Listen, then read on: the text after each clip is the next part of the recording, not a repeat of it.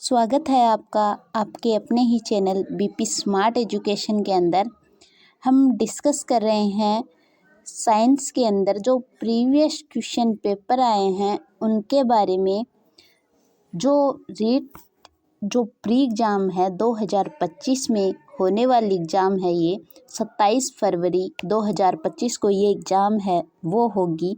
तो उस एग्ज़ाम के पॉइंट ऑफ से ये जो क्वेश्चंस है वो काफ़ी इम्पोर्टेंट क्वेश्चन है। तो हम बिना देरी के है वो क्वेश्चन के बारे में है वो डिस्कस करते हैं। आज का हमारा फर्स्ट क्वेश्चन है कि निम्नलिखित में से कौन सा मनुष्य में श्वसन वर्णक है। वो होता है श्वसन वर्णक पूछा है। ए ऑप्शन हमें दे रखा है हीमोसाइनिन, बी ऑप्शन है हीमोइरिथ्रिन, सी ऑप्शन है हीमोग्लोबिन।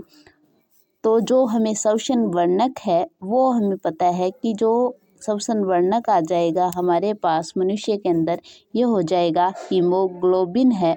वो मनुष्य के अंदर श्वसन वर्णक है वो पाया जाता है। तो सी ऑप्शन है वो राइट आंसर है, वो हो जाएगा हीमोग्लोबिन।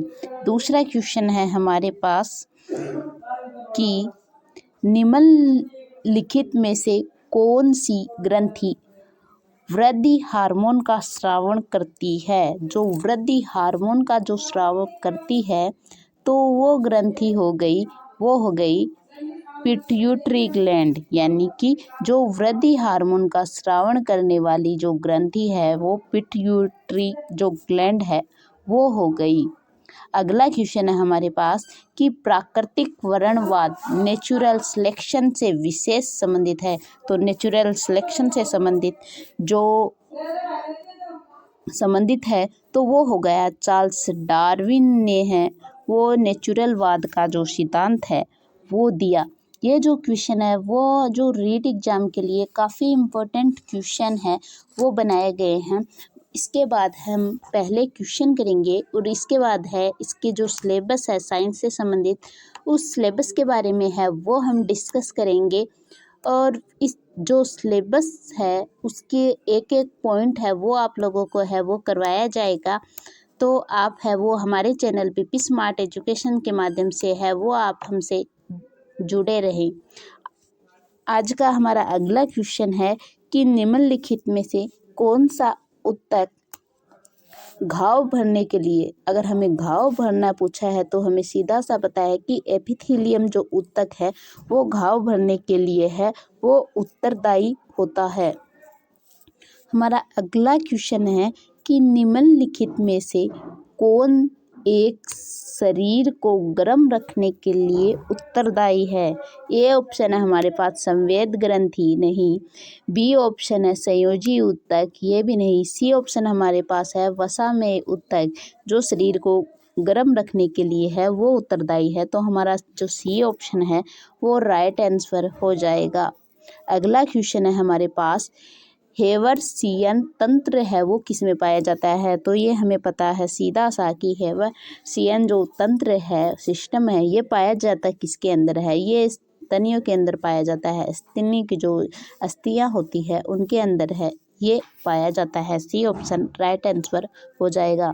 अगला क्वेश्चन है हमारे पास कि फेफड़ों को ढकने वाला आवरण कहलाता है। तो फेफड़ों को ढकने वाला आवरण है वो क्या कहलाता है। ए ऑप्शन है पेरिकार्डियम, बी ऑप्शन है प्लूरा।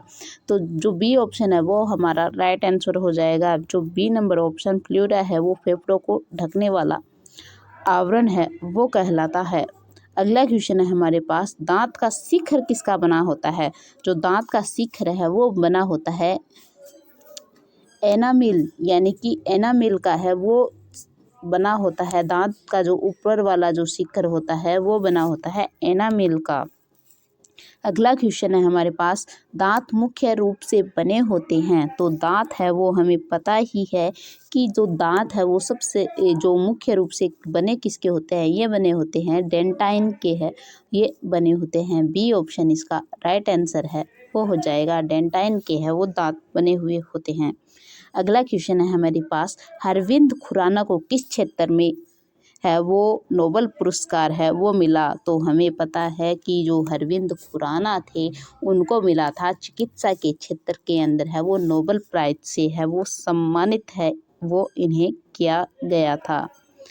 आज का हमारा अगला क्वेश्चन है कि निम्नलिखित में से कौन उत्तक का उदाहरण है। ए ऑप्शन है मस्तिष्क, नहीं। बी ऑप्शन है हमारे पास रक्त, सी ऑप्शन है यकृत और डी ऑप्शन है अमाशय। तो मस्तिष्क, यकृत और अमाशय ये तीनों ही है वो उदाहरण है वो उत्तक के है वो नहीं है, लेकिन जो बी ऑप्शन है रक्त है ये हमारे पास बी ऑप्शन है वो राइट आंसर हो जाएगा। बी नंबर ऑप्शन रक्त है ये संयोजी उत्तक का है वो उदाहरण है। अगला क्वेश्चन है हमारे पास कि पायशीकरण है वो क्या होता है। तो पायशीकरण है वो हमें पता है कि ये जो वसा के अंदर जो छोटे छोटे ग्लोब्यूल्स है उनको तोड़ना है वो पायशीकरण है वो कहलाता है। तो हमें पता है ये किसके अंदर है। तो बी नंबर जो ऑप्शन है वो हमारे पास है कि वसा को छोटे ग्लोब्यूल्स में तोड़ना है वो पायशीकरण होता है। बी नंबर इसका राइट आंसर है वो हो जाएगा बी नंबर ऑप्शन। हमारे पास अगला क्वेश्चन है कि थाइमस ग्रंथि नामक एक हार्मोन का उत्पादन करती है। थाइमस ग्रंथि है वो किस हार्मोन का उत्पादन करती है। तो हमें पता ही है कि थ से थाइमस, थ से थाइमोसिन, तो ये करती है थाइमोसिन हार्मोन का है वो स्रावण है वो करती है। डी नंबर जो ऑप्शन है वो हमारे पास राइट आंसर हो जाएगा। अगला क्वेश्चन है हमारे पास कि मानव रक्त का पीएच है। तो मानव रक्त का पीएच है वो कितना होता है। ए ऑप्शन है हमारे पास थोड़ा अम्लीय, नहीं। अत्यधिक अम्लीय, नहीं, ये भी नहीं है। सी ऑप्शन है हमारे पास थोड़ा क्षारीय, यानी कि जो मानव रक्त की जो पीएच है वो होती है 7.4, यानी कि 7 से कम वाले अम्लीय और 7 से अधिक वाले क्षारीय और 7 वाला है वो होता है उदासीन। तो जो 7.4 होती है मानव की रक्त की पीएच, तो ये कैसा हो गया है, थोड़ा क्षारीय हो गया है। सी नंबर ऑप्शन इसका राइट आंसर हो जाएगा। अगला क्वेश्चन है हमारे पास कि इटाई रोग के कारण होने वाला विषाक्तता के कारण होता है। तो ये किस कारण होता है। ये इटाई जो रोग है वो कैडमियम की जो उपस्थिति होती है उसके कारण होता है। ए नंबर ऑप्शन ही है वो हमारा राइट आंसर हो जाएगा, ए नंबर ऑप्शन। अब हमारे पास अगला क्वेश्चन है कि निम्नलिखित में से कौन एक बहिःस्रावी और अंतःस्रावी ग्रंथि की तरह है वो कार्य करती है। कार्य नहीं करता है, नहीं पर है वो हमें सबसे ज़्यादा ध्यान रखना है कि निम्नलिखित में से कौन एक बहिःस्रावी ग्रंथि और अंतःस्रावी ग्रंथि दोनों के रूप में कार्य नहीं करता है। नहीं करता है हमें पूछा है। तो पिट्यूटरी ग्लैंड, बी ऑप्शन है अंडाशय, सी ऑप्शन है हमारे पास अग्नाशय, डी ऑप्शन है वृषण। तो जो अग्नाशय, अंडाशय, अग्नाशय और वृषण ये तीनों करते हैं बहिःस्रावी और अंतःस्रावी की तरफ है वो कार्य करते हैं, लेकिन जो पिट्यूटरी ग्लैंड ए नंबर जो ऑप्शन है वह हमारे पास ए नंबर ऑप्शन पिट्यूटरी ग्लैंड है वो बहिःस्रावी अंतःस्रावी ग्रंथि की तरह है वो कार्य नहीं करती। ये सिर्फ अंतःस्रावी ग्रंथि की तरह है वो कार्य करती है। बहिःस्रावी और अंतःस्रावी दोनों की तरफ कार्य करने वाली जो ग्लैंड है वो अग्नाशय ग्लैंड, वृषण और अंडाशय होते हैं। अगला क्वेश्चन है हमारे पास कि केकड़े संघ से संबंधित है। तो केकड़ा हम सबको पता है कि उड़ने वाला है, तो ये किससे संबंधित हो गया है, ये आर्थ्रोपोडा संघ से संबंधित हो गया है। सी नंबर ऑप्शन इसका राइट आंसर हो जाएगा, सी नंबर ऑप्शन। हमारा अगला क्वेश्चन है कि जन्म के बाद मानव के किस ऊतक में कोई कोशिका विभाजन नहीं होता। कौन सा ऐसा ऊतक है जिसके अंदर जन्म से है वो कोई भी कोशिका विभाजन नहीं होता। तो ये होता है तंत्रिका ऊतक। बी नंबर जो ऑप्शन है वो हमारे पास राइट आंसर हो जाएगा, बी नंबर ऑप्शन। आज का हमारा अगला क्वेश्चन है कि प्लाज्मा में जल का प्रतिशत है वो कितना होता है। तो हम सबको पता है कि प्लाज्मा के अंदर जल का जो प्रतिशत है वो होता है 90%। तो डी नंबर जो ऑप्शन है वो हमारे पास राइट आंसर हो जाएगा, डी नंबर ऑप्शन।